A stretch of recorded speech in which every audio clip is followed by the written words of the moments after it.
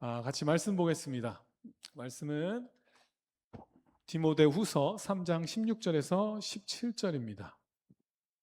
디모데후서 3장 16절에서 17절입니다.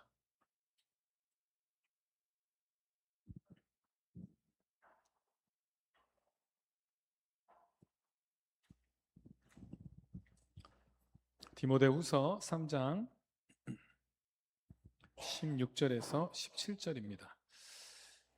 네, 요 몇 주 동안 이제 또 오후 예배 때 우리 같이 이렇게 좀 어떤 교리들을 좀 배울 텐데요. 특별히 그 성경에 대한 성경 자체에 대한 그런 내용들을 우리 같이 한번 배워보려고 합니다. 몇 주 동안 성경에 대해서 같이 배울 때 우리 진짜로 성경이 정말 중요하구나, 하나님의 말씀이구나 더 확신하고 더 관심 갖고 더 소중히 여기시는 우리 성도님들 되시기를 주의 이름으로 축원합니다.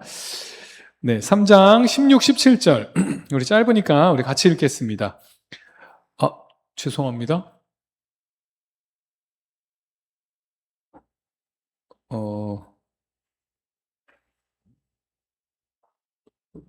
맞나요? 왜 저만 2장 16절 저만 잘못 찾았습니다. 네. 3장 16, 17절입니다. 같이 읽겠습니다. 모든 성경은 하나님의 감동으로 된 것으로 교훈과 책망과 바르게 함과 의로 교육하기에 유익하니 이는 하나님의 사람으로 온전하게 하며 모든 선한 일을 행할 능력을 갖추게 하려 함이라.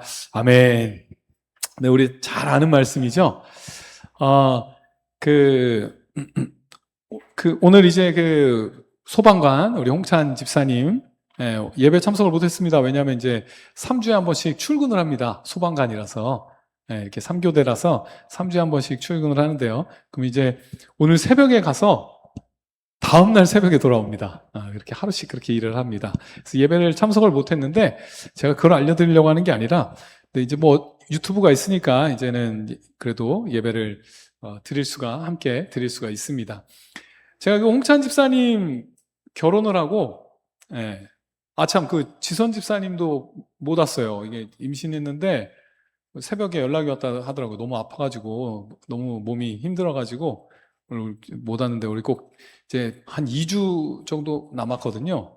출산이. 그래서 꼭 기도해 주시길 바랍니다. 하여튼 홍찬 집사님이 이제 결혼을 하고 신혼집에 제가 처음 놀러 갔을 때입니다. 이제 딱 놀러 갔는데 집에 딱 들어갔는데 예사롭지 않아요. 집을 딱 봤는데 예사롭지 않아요. 뭐가 예사롭지 않냐면 보통 이제 예를 들면 컴퓨터 책상 앞에는 모니터 선도 있고요, 본체 선도 있고요, 뭐 마우스 선도 있고, 키보드 선도 있고요. 지저분해야 정상이거든요. 근데 갔는데 그 컴퓨터 책상 앞에 선이 안 보이는 거예요. 성격이 나오죠. 그 선을 일일이 다 이렇게 그 모니터 뒤에다 숨기고 벽에다가 다 붙이고 해가지고 책상 뒤로 다 숨기고 해서 선이 안 보여요. 그러고 보니까 이제 집을 보니까 집이 너무 깔끔한 겁니다. 막 그냥 정리를 엄청 깔끔하게 잘 해놨어요. 그래서 지선 집사님이 처음에 좀 힘들었대요. 너무 심하게 깔끔해서. 근데 그 집을 딱 보면 홍찬 집사님이 어떤 사람인지가 이제 좀 이렇게 알게 되죠. 적어도 지저분한 사람은 아니구나. 적어도 이 사람은 지저분한 사람은 아니구나. 이렇게 딱 알 수 있습니다. 이렇게 어떤 그 사람이 머무는 곳을 보면 그 사람이 어떤 사람인지를 대충 알 수 있는 것처럼 사실 하나님께서 하나님의 작품인 이 세상 가운데에도 우리가 하나님을 보게 되는 겁니다. 하나님을 알게 되는 겁니다. 우리 오늘 날씨 너무 좋죠. 날씨가 너무 좋은데 이 자연 가운데에서 하나님이 어떤 분이신지를 우리 알게 되는 겁니다. 제가 금요일에 포천 쪽에 갈 일이 있어서 이제 운전을 하면서 막 가는데 배과수원이 쫙 있더라고요. 근데 배꽃이 엄청 하얗게 그냥 막 그걸 다 뒤덮고 있는 거예요. 너무 예뻐요. 근데 거기다가 그 앞에는 또 저는 이제 꽃을 잘 모르니까 하얀 꽃이네요. 그랬더니 이제 옆에 계신 장모님이 배꽃이야. 그러고 또 이렇게 가다가 보니까 배꽃 아래는 또 이게 복숭아 꽃이 연분홍으로 그냥 이렇게 또 앞에는 또 이렇게 쫙 있어서 너무 잘 어울리는 거예요. 또 그것도 분홍색 꽃이 있네요. 그거 복숭아 꽃입니다. 이렇게 또 옆에서 알려주시고. 근데 색깔의 조화가 너무 예쁜 거예요. 하얗고 막 분홍색이고 막 이런 하나님이 만드셨는데, 하나님이 만드셨는데 그거 보는 것만으로도요, 막 스트레스가 좀 풀리고요. 기분이 막 뭔가 이렇게 전환이 되고 너무 좋은 겁니다. 생각해보면 좀 신기하지 않습니까? 왜 자연을 보면 우리 기분이 이렇게 좋아질까요? 한 번씩 나가셔야 되잖아요. 그죠? 한번 이렇게 뭐 쑥도 뜯으시고 그러면 막 이렇게 리프레시 되고 기분이 너무 좋잖아요. 진짜로 하나님이 우리를 창조하시고 또 우리를 기쁘게 하시기 위해서 하나님이 이 수많은 꽃들을 창조하신 겁니다. 그래서 우리가 그 아름다운 걸 볼 때마다 너무 행복해지도록 하나님께서 그렇게 창조하셨습니다. 제가 볼 때 하나님은 재미없는 분은 절대 아닌 거예요. 그렇죠?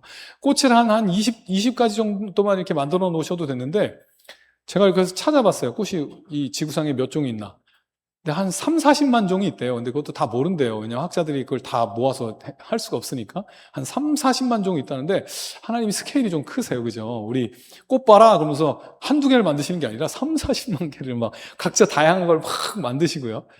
제가 그러다 보니까 과일도 생각나더라고요.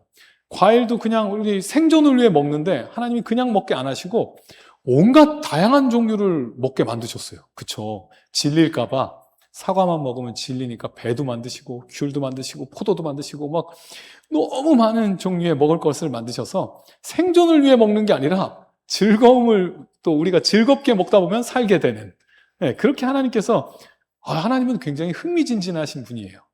좀 예술가 같고, 이렇게 하나님이 만드신 세상에서 하나님을 발견하셔야 합니다. 하나님이 어떤 분이신지. 하나님 참 그 아름다운 걸 좋아하시는 분인 것 같은데, 이게 일반 계시입니다. 이게 하나님께서 이 자연을 통해서 하나님을 알려주시고 하나님의 호의를 우리에게 알도록 전달해 주시는 게 일반 계시입니다. 그게 우리 지난 시간에 배운 건데요. 근데 이제 일반 계시를 알려면 사람들은 일반 계시를 통해서 하나님께 안 간다 그랬죠? 하나님께 안 갑니다. 그리고 그냥 우상을 섬기거나 아니면 그냥 착취의 대상으로, 산 보고 아름답다고 하는 게 아니라, 이거 쫙 밀어가지고 이거 만들면 아주 돈 되겠네. 이제 이렇게 다 보는 거죠. 감사하는 게 아니라 그렇게 욕심을 부리는 그래서 하나님의 일반 계시를 통해 하나님을 만나지 못합니다. 그래서 필요한 것이 특별 계시인 성경입니다. 성경을 통해서 우리가 구원받고 하나님을 알게 돼야 이제 그제서야 그 자연을 만드신 하나님이 보이는 거고요. 자연을 통해 감사할 수 있게 되는 겁니다. 그래서 구원이 꼭 필요하고요. 그 특별 계시가 너무너무 중요합니다. 일반 계시를 통해서는 구원받을 수 없어요. 자연을 아무리 잘 관찰해도 그걸 통해서 하나님께 나아갈 수 있는 사람은 아무도 없습니다. 우리가 다 죄인이기 때문에. 하나님을 만나려면 특별 계시가 무조건 필요하고요. 성경이 무조건 필요합니다. 그래서 우리는 복음을 전하셔야 합니다. 안 믿는 사람들이 하나님을 만날 유일한 방법은 우리가 전달하는 특별 계시, 그 말씀밖에 없다는 것입니다. 그래서 오늘은 이제 요 몇 주간 특별 계시인 성경에 대해서 좀 자세하게 말씀을 나눠보도록 할 겁니다. 그래서 성경의 전문가가 되셔야 합니다. 하나님의 말씀이니까 성경을 잘 아셔야 됩니다. 그런데요, 성경은 하나님의 말씀이죠? 예. 이거 자신이 없으신 건 아니죠? 성경은 하나님의 말씀 맞죠? 예. 근데 생각해보면 좀 이상하지 않습니까? 오늘 디모데 후서 같은 경우도 사실 누가 썼냐면 사도 바울이 디모데에게 쓴 편지입니다. 그게 디모데 후서입니다. 두 번째 편지여서 디모데 후서입니다. 뭐 그런 식으로 로마서는 사도 바울이 로마 교회에 쓴 편지고요. 고린도전서는 고린도 교회에 사도 바울이 쓴 편지고, 뭐 에베소서는 에베소 교회에 쓴 편지입니다. 근데 사도 바울이 편지를 쓴 게, 그걸 이제 편지를 쓰면 그걸 이제 온 교회가 모여가지고 그 편지를 같이 읽은 거예요. 누가 낭독해주고 그 편지를 같이 읽었는데, 분명 사도 바울의 편지이고 디모데가 받았는데 그게 어떻게 성경이 됩니까? 그게 어떻게 하나님의 말씀이 됩니까? 뭐 이렇게 믿음이 좋으셔서 별로 안 이상하게 생각하실 수 있는데, 저는 살짝 이상하게 느껴지더라고요. 이거 사람이 쓴 건데, 사람이 사람에게 쓴 게 어떻게 하나님의 말씀이 되는가? 근데 오늘 본문을 보면요, 3장 16절을 보시면 뭐라고 되어 있냐면요, 모든 성경은 하나님의 감동으로 된 것이다 라고 되어 있습니다. 그래서 이 편지가 하나님의 말씀이 됩니다. 하나님의 감동으로 되었다라는 것은 그 감동하고 각주가 달려 있을 겁니다. 그렇죠? 그 괄호 1번하고 괄호 있죠? 그래서 그 밑에 보면 또는 영감 이렇게 돼 있는데요. 그러니까 모든 성경은 하나님의 영감으로 창조된 겁니다. 하나님께서 그 영감으로 그 말씀을 직접 이제 기록하신 건데요. 근데 이제 이게 우리가 흔히 말하는 나 영감 받았어 뭐 이런 느낌은 절대 아닙니다. 영감 받았어 뭐 무슨 아이디어가 떠올랐어 이거랑 비슷하게 그런 의미는 절대 아니고요. 성경에서 영감으로 되었다라고 할 때는 문자적으로 어떤 의미냐면 하나님께서 숨을 불어 넣으신 겁니다. 후 이렇게 불어 넣으신 거. 이거 어디서 많이 봤죠? 하나님께서 불어 넣으신 거. 어디서 불어 넣으셨죠? 사람 창조하실 때, 그죠? 아담 창조하실 때 흙으로 다 만드시고 후 불어 넣으시니까 생명이 됐죠. 네, 살아나게 됐습니다.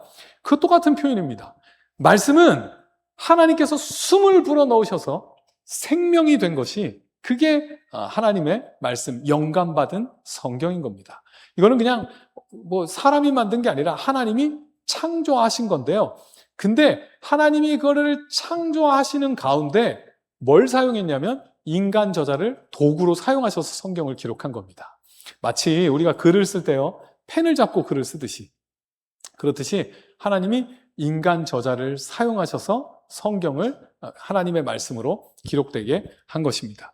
제가 지난 시간에 그런 간증을 드렸어요. 제가 그 신학대학원 가가지고 그 성경을 배우면서 와 이게 진짜 하나님의 말씀이구나. 와 이거 진짜 사람이 쓸 수 없는 책이구나. 막 너무 감동받았다고 했지요. 근데 생각해보면 왜 그랬냐면요. 성경 66권이 우리 성경 66권이 한 번에 딱 기록된 게 아닙니다. 무려 1500년에 걸쳐서 기록됐어요. 그러니까 뭐 책 하나 기록하고 또 한 100년 있다가 또 기록하고 100년이 이게 말이 100년이지 엄청나죠. 이렇게 띄엄띄엄 기록됐고요. 또 저자가 다 달라요. 당연히 다르겠죠. 100년이 넘어가면 죽으니까. 그래서 저자가 40여 명이 썼어요. 40여 명이 1500년에 걸쳐서 기록한 책을 모았어요. 이렇게 막 모았어요. 그러면 그 모은 책들이 연결될 가능성이 있을까요? 66권이 다 나중에 이제 1500년에 걸쳐서 기록된 책들을 다 모았어요. 저자가 다 달라. 근데 그 모으면 책이 연결이 될까요? 통일성이 있을 수 있을까요? 그런데 놀랍게 보통의 책이라면 아마 막 중구난방일 겁니다. 이 부분은 누가 썼으면 막 뭐 어디 산으로 가고 이 부분 산으로 가고 연결은 분명히 안 될 겁니다. 근데 놀랍게도요 성경을 배우면요 66권이 한 목소리를 내더라는 겁니다. 신기하게도 하나의 주제로 다 합쳐지고요. 신기하게 모든 게 다 똑같이 한결같이 하나님을 똑같이 묘사하더라는 겁니다. 그게 너무 신기한 겁니다. 그래서 제가 거기서 너무 감동을 받았어요. 아니 어떻게 이 다 각자의 책들이 이렇게 다 똑같이 하나님을 묘사하고 하나님의 그 큰 구원의 스토리를 이렇게 다 연결이 다 될까? 너무 신기한 겁니다. 제가 그래서 너무 감동을 받고요. 그랬는데 이유는 분명합니다. 사람을 사용해서 기록했지만 누가 썼냐면 하나님이 저자시기 때문입니다. 뭐 그렇죠. 제가 글을 쓰는데 파란색 펜으로 쓰다가 노란색을 하면 막 글씨체가 달라지고 이러지 않겠죠. 그냥 도구는 뭐든 제가 쓰면 제 생각이 들어갑니다. 그죠? 그렇게 하나님이 인간 저자들을 하나님의 도구로 사용하셔서 글을 쓴 거지 원저자는 하나님 한 분밖에 없는 겁니다. 그래서 성경의 저자는 누굽니까? 하나님입니다. 사도 바울을 통해서 썼을지라도 하나님이 쓰신 겁니다. 그러면 인간을 도구로 썼다고 할 때 어떤 식으로 도구를 사용했는지가 이제 되게 중요한데요. 이건 조금 어려운 내용인데 그냥 간단하게 조금 쉽게 설명을 하겠습니다. 이제 영감을 통해서 쓰게 하셨다라고 하는데요. 근데 뭐 이제 단어는 잊으셔도 되는데 우리가 요 단어는 어디서 들으면 그거 맞아라고 생각하시면 돼요. 유기적 영감. 하나님께서는 사람을 유기적으로 영감하셔서 글을 쓰게 하셨는데요. 일단 아닌 것부터 이게 뭐 말이 어려우니까요. 아닌가부터 말씀드리겠습니다. 그 이슬람 아시죠? 이슬람에 코란이 우리 성경같이 코란이 있는데 그 코란은 어떻게 썼냐면요. 제가 읽으면서 그 코란이 어떻게 기록됐는지 보면서 신기하다 했어요. 코란이 그 무함마드가 코란을 썼거든요. 그 계시를 받아서 뭐 가브리엘 천사의 계시를 받았대요. 그래서 이제 그 코란을 적었는데 무함마드는 글을 모르는 사람이었대요. 글을 모르는 사람이었는데 어느 날 동굴에서 기도하는데 가브리엘 천사가 나타나더니 받아 적어라. 그러고서는 막 불러줬대요. 그러니까 근데 무함마드가 원래 글을 모르던 사람인데 막 불러주는데 글을 어떻게 자기가 알고 있더래요. 그래가지고 막 받아 적었어요. 막 받아 적었어요. 막 불러주는 대로 이게 뭐라고 예를 들어서 이제 하나님 앞과 살아있는 자와 죽은 자를 심판하실 하나님 앞과 살아있는 자와 죽은 자를 이렇게 막 받아 적은 겁니다. 그래서 완성된 게 이슬람의 코란입니다. 성경은 이렇게 기록된 거 아닙니다. 하나님이 막 불러주신 걸 성경 저자들이 막 받아 적은 게 아닙니다. 왜냐하면 그러면 이건 무함마드가 아니어도 되죠. 누가 받아 적어도 어차피 받아 적는 거니까 똑같죠. 글씨체만 다르지 똑같을 겁니다. 근데 성경은 하나님이 성경의 저자를 사용하셨다고 할 때는 그런 거 아닙니다. 또 반대편 극단이 있어요. 여기는 그냥 막 받아 적었죠. 반대편은 뭐라고 하냐면 이건 좀 더 심각한 문제인데 뭐라고 하냐면요. 예를 들면 그림을 보여줍니다. 그림을 딱 보고 자 보세요. 그리고 이제 탁 천사는 가고 야 이제 적어라. 그런 겁니다. 한번 본 걸 가지고 이제 그 사람이 그 나름대로 그걸 적는 겁니다. 그러면 당연히 똑같이 될까요? 안 되겠죠. 당연히 이거 한번 보고 했는데 다를 겁니다. 그래서 이 사람들은 뭐라고 얘기하냐면 그렇게 성경을 기록했기 때문에 성경에는 틀린 게 있다라고 주장을 하는 겁니다. 성경에는 오류가 있다. 사람이 썼는데 어떻게 오류가 없냐? 틀린 거 분명히 있고 그런 것들은 피해가야 된다. 하나님의 말씀만 적혀있지 않고 사람의 말도 적혀있다. 이게 이제 그런 사람들입니다. 그러면 우리가 말하는 그 유기적 영감설이라는 건 뭐냐 하면요. 예를 들어서 이제 바울이 디모데 후서를 기록할 때요. 그 예를 한번 들어보겠습니다. 바울이 이제 디모데에게 편지를 쓰는 겁니다. 편지를 막 써요. 근데 편지 쓸 때 어떻게 쓸까요? 고민하겠죠. 디모데야 하고 이제 뭐라고 쓸까? 무슨 내용을 쓸까? 어떤 부분은 이렇게 썼다가 지우기도 하겠죠. 이건 아닌 것 같다. 이렇게 막 쓰고. 그래서 이제 편지를 고민해가지고 다 자기가 최선을 다해서 씁니다. 편지를 기록합니다. 그래가지고 그 편지는 누가 봐도 이거 바울이 썼어 알게 되는 겁니다. 바울의 문체가 있으니까 알게 됩니다. 근데 그렇게 쓴 편지가 놀랍게도 하나님께서 그 편지를 쓰는 가운데 성령께서 이 바울을 도우셔서 올바르게 생각하고 올바르게 기록할 수 있도록 인도를 하시는 겁니다. 그래서 바울은 자기가 열심히 쓰는데 성령님이 도와주셔서 오류 없이 잘 쓸 수 있도록 그렇게 성령께서 역사하셔서 글을 쓰는 겁니다. 이게 유기적 영감설입니다. 유기적. 그래서 사도 바울은요, 굉장히 논리적인 사람이라서 우리는 이제 그냥 한글 성경 보니까 다 비슷비슷하잖아요. 원어를 보시면 바울이 쓴 글들은 논문 같대요, 논문. 얼마나 논리적으로 쓰는지 논문같이 쓴답니다. 근데 요한복음, 우리 새벽 예배 때마다 요한복음 하지만 요한은 글을 아주 문학적으로 씁니다. 아주 막 문학적으로 쓰는데 사도 바울은 논문처럼 딱딱하게 이렇게 논리적으로 딱딱 맞게 그렇게 쓴다고 합니다. 그렇게 하나님이 쓰셨지만 그 사람의 특징이 나타나는 겁니다. 이게 놀라운 겁니다. 그 사람 최선을 다해 쓰는데 그 순간에는 성령께서 온전히 하나님의 말씀 오류 없이 기록되도록 역사하신 것. 이게 유기적 영감설이고요. 그래서 우리는 하나님의 말씀을 대할 때 분명 사도 바울이 썼지만 하나님의 뜻이 온전히 전달된 1.1획도 오류가 없는 그런 하나님의 말씀으로 우리는 성경을 대하는 겁니다. 이게 유기적 영감입니다. 그래서 100% 사람이 썼지만 100% 하나님의 말씀인 겁니다. 오류가 전혀 없다고 생각을 하셔야 합니다. 이건 예수님께서 말씀하셨거든요. 마태복음 5장 18절에 보시면 제가 읽어드리겠습니다. 진실로 너희에게 이르노니 천지가 없어지기 전에는 율법의 1.1획도 결코 없어지지 아니하고 다 이루리라. 점 하나, 획 하나도 우연히 기록된 게 없다라는 게 이 성경에 예수님께서 하시는 말씀입니다. 성도 여러분, 여기에는 쓸데없는 게 하나도 없습니다. 사람의 실수가 들어가 있지 않고요. 이 1.1획도 하나님의 뜻이 아닌 게 여기 기록된 게 없습니다. 그러면 우리 성경을 어떻게 읽어야 되겠습니까? 대충 보시면 안 됩니다. 그냥 이렇게 보고 대충 보시면 안 되고 한 단어 한 단어 올바르게 의미를 파악하려고 애를 쓰셔야 되고요.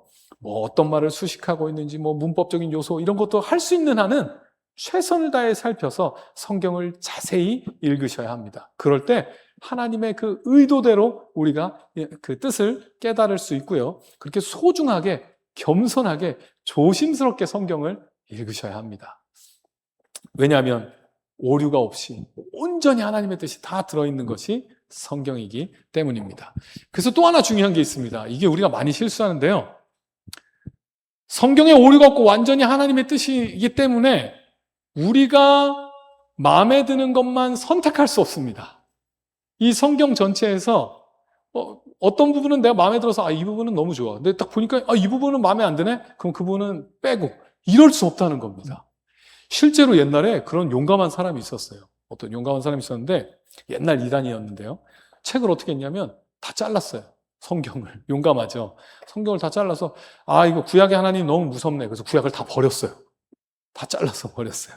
그리고 신약에서도 이거 바울만 맞고 나머지 사도들은 좀 이상해. 그래서 요한 1, 2, 3서 다 빼버리고 요한계시록 빼버리고 그래서 성경을 이렇게 얇게 해가지고 그것만 성경이라고 이렇게 보는 사람들이 진짜 있었습니다. 그러면 됩니까? 절대 안 되는 겁니다. 이 성경 전체가 하나님이 필요하셔서 우리에게 주신 거기 때문에 우리는 그 믿음을 가지고 성경을 읽으셔야 합니다. 필요 없는 부분은 하나도 없고요. 전체 내 마음에 들건 안 들건 이 성경 전체를 하나님의 말씀으로 우리가 받아들이셔야 합니다. 주도권이 나에게 있는 게 아닙니다. 책을 읽을 때는 내가 원하는 부분만 읽고 원하지 않는 부분은 넘어갈 수 있죠. 성경은 아닙니다. 성경은 모든 성경이 하나님의 감동으로 되었다고 했죠. 모든 성경이 하나님의 감동으로 되어 있기 때문에 필요한 부분만 끄집어내고 참조할 수 있는 부분만 가지고 오고 그러면 안 되고요. 처음부터 끝까지 모든 성경을 하나님의 말씀으로 우리가 알려고 애쓰셔야 합니다. 우리가 지금 하고 있는 걸 제가 조금 설명을 드리면요. 주보 앞에 보시면 주보를 안 갖고 올랐네요. 주보 맨 앞에 보시면 그 매일 성경 그 새벽 예배 매일 성경 본문이라고 있지요. 네, 거기에 이제 새벽 예배마다 그거 하고요. 이거 왜 여기다 적어 놓았냐면 이렇게 개인적으로도 꼭 읽으시라고. 이렇게 해서 이게 그 6년이 한 텀입니다. 6년 동안 요거 읽으면 성경을 자세하게 이렇게 한 번을 다 읽을 수 있게 그렇게 돌아갈 겁니다. 그래서 새벽 예배 때 본문은 지금 요 본문을 따라서 하고 있고요. 그래서 왜 이렇게 하냐면요. 빠지지 않고 다 읽어야 합니다. 하나님의 말씀이기 때문에 빠지지 않고 다 읽어야 하고요. 수요일에는 이제 또 성경 한 권을 더 자세하게 지금 에베소서 강해하고 있는데 에베소서를 더 자세하게 또 말씀을 읽을 수 있도록 그렇게 하고 있고요. 그래서 이 모든 것들이 다 하나님의 말씀을 전체적으로 잘 알기 위해서 우리는 열심히 이제 하고 있는 겁니다. 그래서 성경 제가 이거 맨날 기록해 놓는데 이거 그냥 넘어가지 마시고 집에서도 성경을 꼭 개인적으로 꼭 읽으시고요. 새벽 예배 참석하시면 더 좋고요. 그래서 요 진도대로 잘 읽으셔서 우리 적어도 6년 동안 자세하게 성경을 한번 읽을 수 있도록 우리 그렇게 성경이 다 중요하니까요. 이렇게 같이 성경에 힘쓰셨으면 좋겠습니다. 성경은 하나님께서 숨을 불어 넣으셨기 때문에 성경은 그저 정보를 담고 있는 책이 아닙니다. 살아있는 하나님의 말씀입니다. 우리가 책을 읽는 게 아니라 책이 우리에게 역사하는 겁니다. 일반 책과 다르죠. 우리 이거 하나 찾아볼까요? 잘 아는 말씀이죠. 히브리서 4장 12절입니다. 히브리서 4장 12절입니다.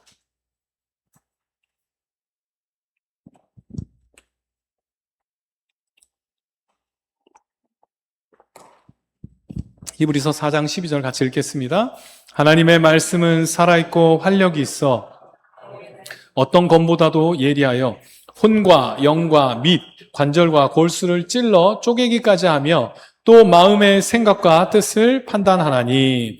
히브리서 4장 12절에 하나님의 말씀이 살아있다고 합니다. 숨을 불어넣으신 말씀은 살아있습니다. 생명이 있습니다. 하나님의 말씀은 움직이고요, 역사합니다. 우리가 말씀을 읽고 내가 거기서 정보를 취하는 게 아니라 오히려 말씀이 우리를 찔러 쪼갠다고 합니다. 우리의 가장 깊은 곳까지 들어와서 우리의 마음의 생각과 뜻을 판단하고 드러냅니다.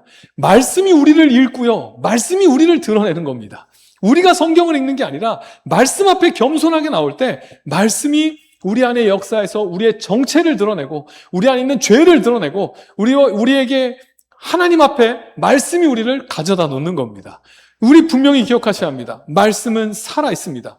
그래서 오늘 본문으로 다시 돌아오시면요. 디모데후서 3장 16, 17절 보시면 성경은 그래서 놀라운 결과를 발휘하는데요. 16절 보시면요. 모든 성경은 하나님의 감동으로 된 것으로, 하나님의 감동으로 됐기 때문에 이제 결과가 나오죠. 무슨 일을 합니까? 교훈과 책망과 바르게 함과 의로 교육하기에 유익하다라고 그렇게 말씀합니다. 말씀은 하나님의 감동으로 되어 있는 살아있는 말씀이기 때문에 우리에게 가르침을 줍니다.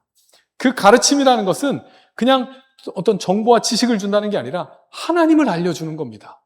성도 여러분, 말씀 안에서 하나님을 경험할 수 있습니다. 연구해서 하나님에 대한 지식을 쌓는 게 아니라 진짜 성경 안에서 그 말씀이 하나님의 말씀으로 느껴지고요. 하나님의 마음이 느껴지고요. 성경을 통해 실제로 하나님을 경험하게 되는 그런 놀라운 일들이 있다는 것입니다. 성경에 그냥 거짓 증거하지 말라라는 그런 어떤 교훈을 얻는 정도가 아니라 성경을 통해 그 거짓 증거하지 말라라는 그 말씀을 통해 하나님의 마음을 느끼고요. 하나님이 어떤 분이신지를 깨닫게 되고요. 하나님께서 이렇게 사랑이 많으신 분이구나. 이게 이렇게 하나님에 대해서 알려주는 것이 바로 이 성경이라는 것입니다. 성도 여러분, 성경에서 하나님을 배우셔야 합니다. 하나님을 경험하시기를 소망하셔야 합니다. 두 번째는 책망입니다. 히브리서 말씀도 그랬죠. 하나님의 말씀이 어떤 검보다 예리하여 우리의 그 가장 깊은 곳까지 들어와서 우리를 드러낸다고 했거든요. 책망은 뭐냐면 성경을 읽을 때 놀랍게도요. 우리에게 보이지 않던, 우리에게 느껴지지 않던 죄를 드러냅니다. 지금까지는 아무렇지도 않게 살아왔던 내가 말씀 앞에 섰을 때 내가 이거 진짜 잘못하고 있구나 깨닫게 만들고요. 우리를 변화시키기 위해 우리의 정체를 드러내는 그 역할을 합니다. 말씀이 제대로 역사하면요. 눈물 흘리며 회개하게 되는 겁니다. 사도행전의 교회처럼 가슴을 치며 우리가 어찌할꼬 이렇게 회개하게 되는 놀라운 역사가 말씀 가운데 일어나게 되는 겁니다. 우리가 죄를 지어서 죄책감을 느끼는 게 아니라 말씀이 우리 안에 있는 그 숨겨진 죄를 드러내고요. 우리가 하나님 앞에서 얼만큼 벗어났는지를 우리에게 보여주는 것이 말씀이 우리에게 작용해서 우리를 진정한 회개의 자리로 이끈다는 것입니다. 세 번째는요, 바르게 함과 의로 교육합니다. 쉽게 말하면 그겁니다. 우리를 바꿉니다. 우리를 새롭게 합니다. 말씀만이 우리를 새롭게 합니다. 사람이 변하는 거 쉽지 않죠. 그죠? 우리 습관 하나 바꾸는 것도 되게 어렵고요. 우리 사람이 변하지 않기 때문에 기대가 별로 없어요. 뭘 그 사람이 변하겠어. 내가 변하겠어. 그런데요, 하나님의 말씀은 숨을 불어넣어 생명이 있는 말씀이기 때문에 우리 안에 들어오면 우리 안에 새로운 생명으로 우리를 변화시킵니다. 말씀을 통해서 우리 변화될 수 있습니다. 그걸 기대하셔야 합니다. 말씀을 많이 듣는데 그대로 있으면 안 됩니다. 말씀을 제대로 듣고 우리 정말 변화되고 예수님께서 씨 뿌리는 비유에서 그러죠. 말씀이 제대로 심기면 어떻게 됩니까? 100배, 60배, 30배 열매가 맺는 겁니다. 말씀이 진짜로 우리 안에 심겨지면 변화가 일어나야 되고요. 새로운 성품이 나와야 되고요. 교육으로나 설득으로나 어떤 프로그램으로도 사람을 바꿀 수 없는데 말씀은 우리를 새롭게 만들고 예수 그리스도를 닮아가게 하고 하나님의 성품을 닮아가는 그런 존재로 우리를 바꿔가십니다. 우리 마지막으로 17절 한번 보시면요. 17절 다시 한번 읽겠습니다. 시작. 이는 하나님의 사람으로 온전하게 하며 모든 선한 일을 행할 능력을 갖추게 하려 함이라. 그렇게 하나님께서 말씀을 선물로 주셨는데요. 우리가 성장할 수 있는 유일한 방법은 말씀입니다. 정말로 말씀으로만 우리가 성장할 수 있는데요. 여기 보시면 17절에 보시면 하나님의 사람으로 온전하게 하며 그렇게 자라게 되며 모든 선한 일을 행할 능력을 갖추게 합니다. 말씀이 우리에게 능력을 줍니다. 선한 일을 할 수 있는 능력을 주신다는 겁니다. 말씀은 그냥 명령을 모아놓은 게 아닙니다. 이거 해라 저거 해라 그래서 그거 보고 이거 해야 되겠다 이 정도가 아니라 성경이 명령을 할 때는 놀랍게도 그걸 지킬 수 있는 힘도 주십니다. 예수님께서 명령하죠. 나사로야 나와라. 그러면 시체가 어떻게 나옵니까? 일단 시체가 듣지도 못하는데. 근데 예수님께서 나사로야 나와라 할 때 어떻게 됩니까? 그 말씀이 능력이 돼서 생명이 주어져서 일어나서 거기에 순종할 수 있게 되는 겁니다. 나오게 되는 겁니다. 성경에 나오는 명령들은 그렇습니다. 우리에게 힘을 줍니다. 생명을 줘서 우리가 그걸 순종할 수 있도록 놀라운 일들을 일으키는 것이 말씀이라는 것입니다. 성도 여러분, 그래서 우리 예배 전에 정말로 묵상으로 기도하는 게 너무나도 중요합니다. 우리 꼭 예배 전에 기도하셔야 합니다. 오늘 예배 가운데 성령님 우리 안에 역사해 주셔서 진짜로 우리에게 하나님을 가르쳐 주시고 우리 안에 그 죄를 드러내 책망하게 하여 주시고 우리를 정말로 잘하게 하여 주시고 우리가 정말 하나님 앞에 온전하게 행할 수 있는 그 능력을 달라고 우리 그렇게 구체적으로 기도하셔야 합니다. 정말 우리 변할 수 있습니다. 우리 그렇게 교회는요 말씀으로 성장하는 겁니다. 진짜 우리 시간이 지나면 지날수록 한 주 한 주 지날수록 우리 변화되어야 하고요. 진짜로 말씀을 소중히 여겨야 하고요. 그 가치를 깨닫게 돼서 정말로 우리 샤론 교회가 정말 말씀에 아주 전문가들이 되셔서 말씀을 잘 아셔서 구석구석에 하나님이 어떤 분이신지를 잘 아셔서 정말로 우리 교회다운 교회로 자라가는 우리 귀한 성도님들 되시기를 주의 이름으로 축원합니다. 우리 말씀 편식하지 마시고요. 우리가 아는 말씀만 자꾸 이렇게 또 이거 너무 좋으니까 이거 뭐 복 받는 말씀만 이렇게 또 읽고 그러지 마시고요. 우리 성경 전체를 골고루 다 잘 배우셔서 우리 오래 걸리겠죠. 오래 걸릴 겁니다.